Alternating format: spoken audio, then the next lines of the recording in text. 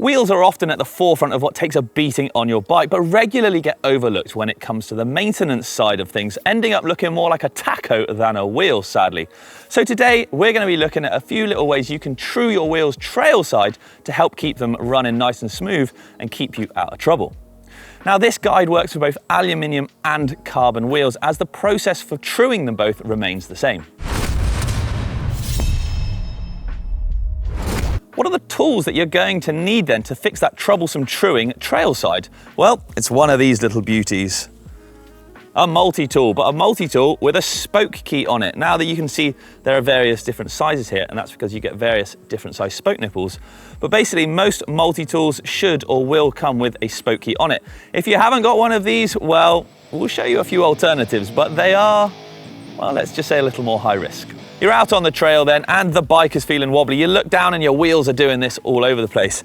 Pull over trailside, and I think the best thing that you can do is flip the old bike upside down. So if we get that upside down, we can now easily check spoke tension. And the best way of doing this is just going around the bike, going around the wheel if you like, and just squeezing the spokes on either side, seeing if there are any loose ones. Now they should all feel fairly tight and have fairly minimal, sort of couple of mil squishy movement in them if you like.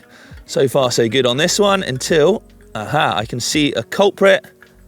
Where is she? There we go. Hear that? That's a loose spoke. All spokes should have an equal amount of tightness to them. That way it pulls the wheel equally from all angles, keeping it nice and straight. If you've got a loose spoke or several loose spokes, then that's where the buckle will occur, because there won't be that tension there, so the wheel will move in a certain direction depending upon which spokes are loose. Now that I've found my loose spoke, let's get to work on how to tackle where the buckle is in which direction and then how to tighten it. Now, Mother Nature is going to provide the other tool that we need to fix this, and it is this very trusty sticky stick. You can use it to rest on the chain stays or the seat stays, and what you do is you slowly move it in closer to the rim whilst the wheel is spinning, and then you should be able to see the rim getting closer and further away from the stick if you hold the stick nice and steady. By doing that, you can then see where that wheel is buckled, and then you know which spokes to tackle. Hopefully the spokes should obviously already be loose, and that way you know, but this way is just to double check. Let's have a go with our stick then. I'm going to spin the wheel, stick it on the bottom of the chainstay here, and hopefully we'll find out. Oh, there we go. I don't know if you can hear that. A definite buckle. So if we slow that down, oh, we can hear that rub in there. Hopefully that marries up with our loose spoke. With the offending character found then, this one here, bring it down to the bottom of the wheel or the bottom of the rim if you like, because it's just easier to work on there, and you're going to need this. This is where that spoke key on your multi-tool comes in. Now, you can see there are different sizes on there and you need to use the correct size. This large one, well, that's just going to spin around on there. That's not going to do anything. This small one, I know, is too small, so we're going to need this one here. It's just the right size. So we've got our spoke, and we're going to go and turn the spoke nipple anti-clockwise. That tightens the nipple up and then just adds more tension onto the spoke. And we're going to do that until it's nipped up nice and tight. I've tightened the spoke up then, so the tension in it feels very similar to all of the others. You can see that there's very little movement in that now. And hopefully when I get back on my sticky stick and give it a spin,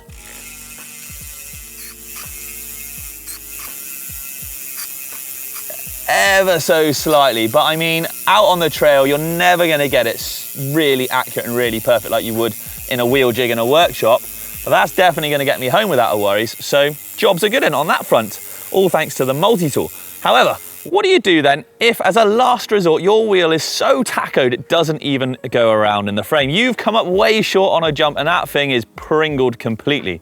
Well, this next trick is an absolute last resort if you don't have any tools and you really need to get back to the car. And it generally works more so on aluminium wheels because they bend rather than carbon wheels. They'll never really get to a tachoed point because they'll just break, they'll snap. What you can actually do is, if you lie it down on the ground or you can sort of see it's that bad where it's bent, just basically smash it or jump on it to hopefully bend it back into some form of wheel that will go round in the frame. When you've identified the tachoed area, if it's bending the other way, then you're going to need to bash it back that way. So when the wheel's bending this way, like say if it was bending towards me, I'm going to hit it down on this stump like that way to try and bend it back into the rim, if that makes sense, to try and line it up so it's a little bit straighter. Like I said, it needs to be enough so you can get it running through the frame again and just to get you home safely.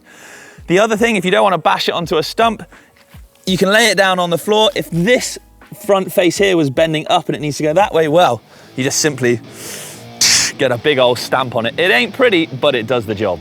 Now, when you've fixed your tachoed wheel or that buckle in there and you've tightened all the spokes, you're probably going to ride off and hear a load of pinging and tinging. Don't panic, that's completely normal. It's essentially the spokes just finding and settling their way back in, and they're just rubbing and tinging against each other, and that'll soon go away. But what's the best way you can actually avoid all this faff in the first place? Well, it's pre-checks, if you like, or just regular maintenance. So just go over the wheel now and again, do the maintenance check here, checking the tension, but before you go for a ride. That way you can avoid hopefully having to do it trailside. Same with things like tire pressures. If you run really low pressures, then your wheels are probably going to take a bit more of a battering. Just check the spokes, wear, tear, tension, all these kinds of things can save you hassle in the long run. But anyway, that's it from me, trailside fixing the wheels for today. I hope you found these tips really helpful. Let me know in the comments what you thought, if you've had any trailside troubles with truing wheels, and I will catch you next time. Happy riding, everyone.